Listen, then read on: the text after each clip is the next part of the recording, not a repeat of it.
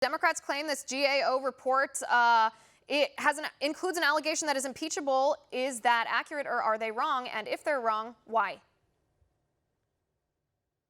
So just as a first kind of initial point, I'm personally kind of amused that the Government Accountability Office is now in the news. I actually used to live directly across the street from the GAO office in Washington, D.C.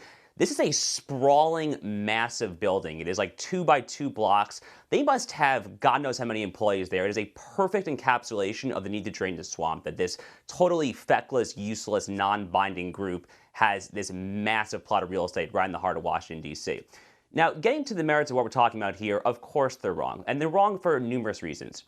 The Impoundment Control Act of 1974, it actually provides for a precise remedy within the statute, okay? So a lot of people are talking about this as a possible impeachment vehicle, but it is a deliberate, disingenuous, bad faith effort to attempt to impeach as a draconian remedy where the statute itself has the savviness and the foresight to provide for a much lesser remedy. And let's talk about that remedy.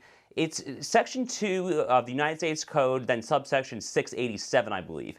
The remedy is the Comptroller General of the United States is allowed to file suit in the federal trial court in the District of Columbia to force the president essentially to disperse the funds. Liz, here's the problem with that. The funds have already been dispersed. They were released, and there was barely any delay. So even according to the statute's own remedy, according to the statutory structure's own way of this all playing out, it's a moot case. In law school, you learn this is called a moot lawsuit because the funds were dispersed. Ukraine didn't even know that the funds were being withheld. So all this is starting to remind me a lot of the whole Kavanaugh fiasco where they would just throw mud at the wall and see what sticks.